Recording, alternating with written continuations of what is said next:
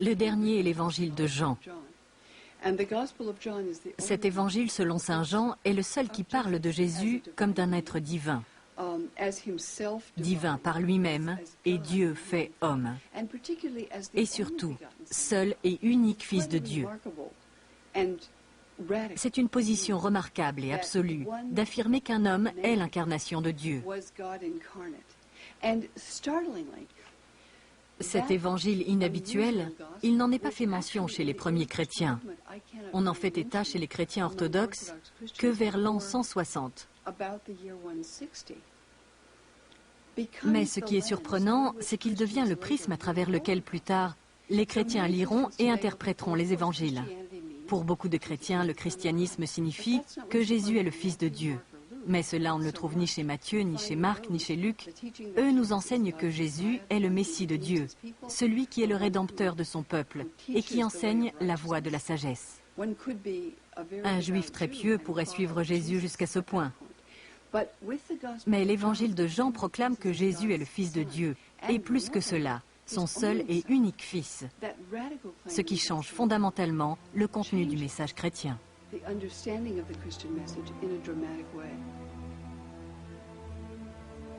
Le débat croissant sur la nature de Jésus, est-il un homme ou un Dieu, transforme le christianisme naissant au fur et à mesure que cette religion s'étend. On a tendance à croire au messager plutôt qu'au message. Ce débat a peut-être changé plus profondément le christianisme que la transformation apportée par un autre homme qui est généralement considéré comme un grand diviseur, Paul.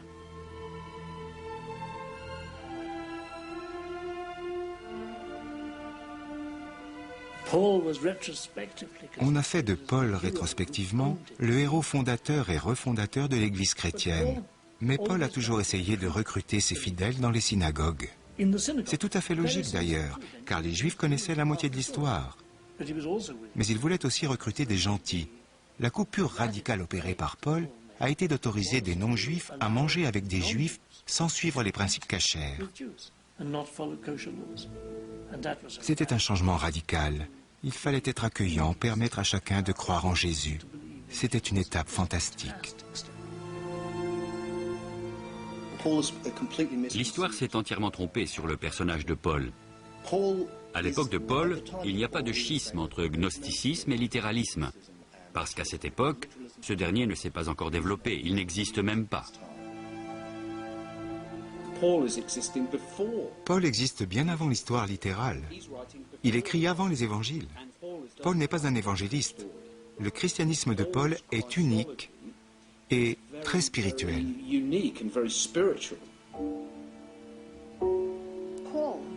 Paul, évidemment, n'a jamais rencontré Jésus. Il ne l'a jamais vu.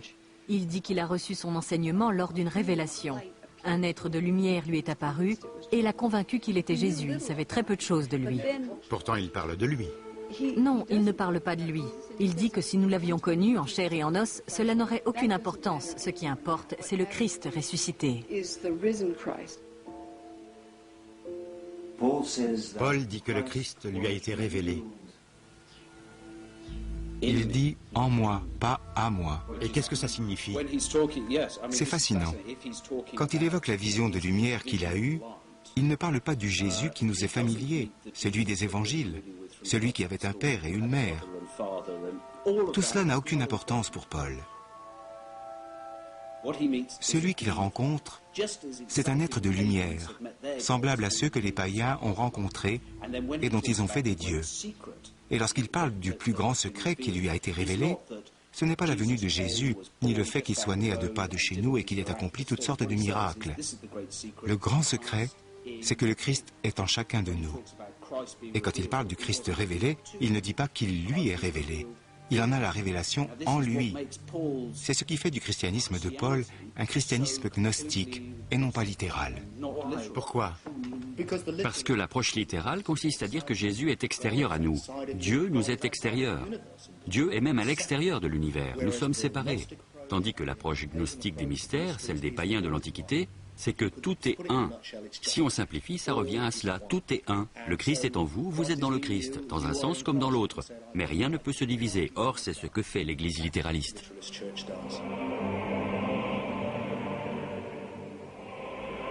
La grande différence des écrits de Paul devient de plus en plus évidente à mesure qu'on découvre des documents sensationnels. Des évangiles inconnus et cachés, à l'époque où l'Église chrétienne dominante persécutait ses lecteurs. Des évangiles gnostiques découverts il y a 50 ans à Nag Hammadi en Égypte. Ces documents mal compris, mal traités au début, tombés dans les mains des trafiquants, les scientifiques en comprennent à présent toute la portée.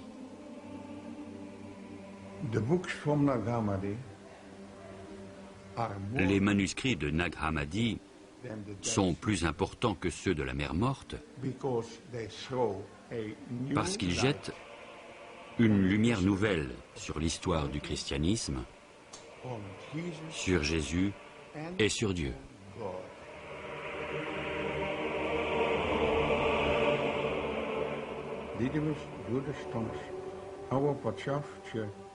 L'évangile de loin le plus important a été écrit par un certain Didyme Judas Thomas. Qui était Didyme Thomas? Didyme Judas Thomas était l'un des frères de Jésus.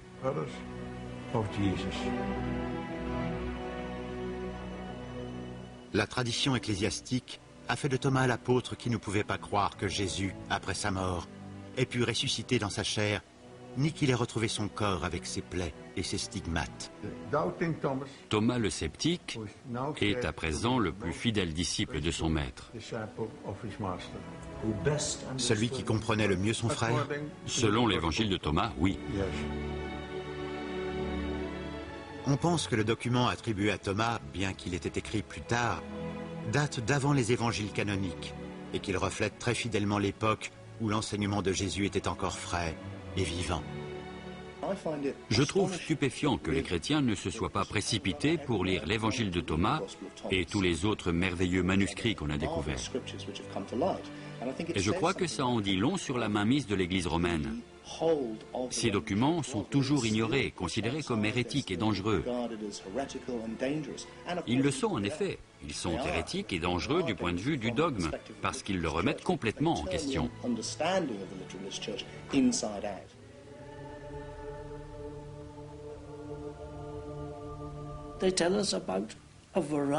Il nous explique qu'il y avait quantité de façons de vivre sa foi pour trouver le salut.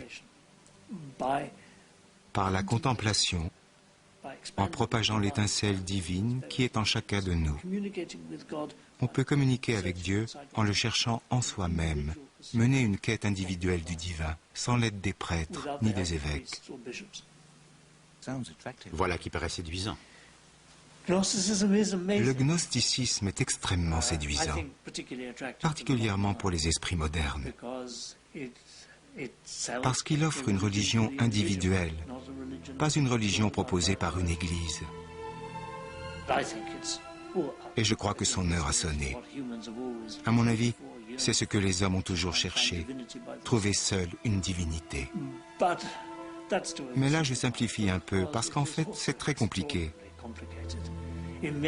C'est un peu comme si on se trouvait dans un bain de mousse avec des milliers de bulles de savon qu'on prend dans les yeux. C'est à la fois aveuglant, déroutant, et ça vous purifie.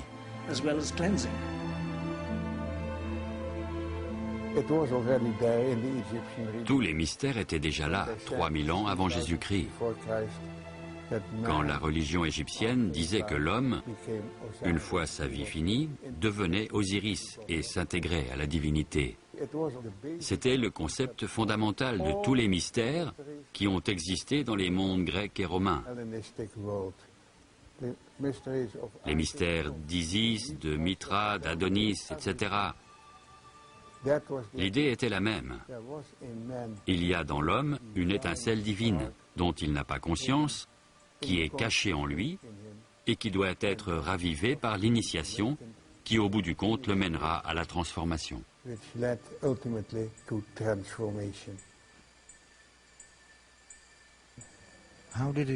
Comment l'a-t-on perdu? C'est très simple. Les catholiques avaient un bulldozer. Les rabbins avaient un bulldozer.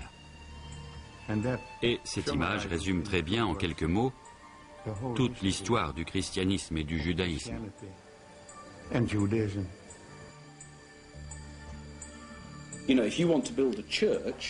Quand on veut bâtir une église, il suffit de déclarer que le salut des hommes n'est possible que par cette église et par elle seule, et par le représentant de Dieu sur terre qui est le pape.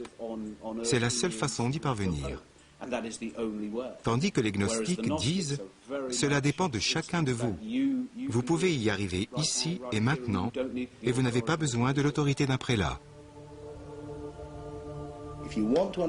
Pour comprendre ce que cherche le christianisme et ce que cherche le paganisme, il faut comprendre que c'est un voyage dans la connaissance de soi. Et ce qu'ils veulent de vous, c'est la part de vous qui ne peut pas mourir. Il ne s'agit pas d'obtenir quelque chose que vous n'avez pas, mais de découvrir que vous êtes déjà immortel. Parce que votre essence n'est pas votre corps. Nous nous fourvoyons dans nos corps et dans tous les problèmes qui leur sont inhérents. Le fin mot de l'histoire, c'est que nous devons mourir en tant que corps, c'est la crucifixion de la matière, qu'il nous faut ressusciter pour recouvrer notre identité véritable, celle de fils de Dieu, de Christ, d'Osiris Dionysos. Nous sommes tous fils de Dieu. Nous le sommes tous si nous recouvrons notre identité véritable. Si bien que le mythe tout entier, l'histoire de la crucifixion du Christ et de sa résurrection, est un modèle pour chacun d'entre nous. Un modèle, oui, précisément. Un modèle qui peut nous conduire à l'initiation.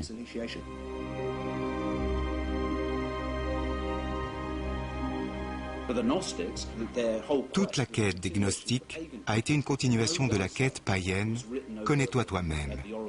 C'est ce qui était écrit au-dessus de l'oracle de Delphes. Et telle était la quête de Platon et de Socrate. Les gnostiques ont poursuivi cette quête, une quête rendue difficile par sa nature même. Il faut en faire l'expérience, il n'y a pas de moyen de l'éviter. Une fois que cette quête se transforme en religion, il vous suffit de croire que telle personne l'a fait pour vous, et vous irez au ciel. Il suffit de croire en Jésus pour gagner le paradis. Pour les gnostiques, il faut devenir Christ soi-même, avec toutes les souffrances et tous les efforts que cela implique. C'est une religion complètement différente. Et quand on étudie le gnosticisme, on comprend pourquoi le christianisme a triomphé. Disons que c'était inévitable.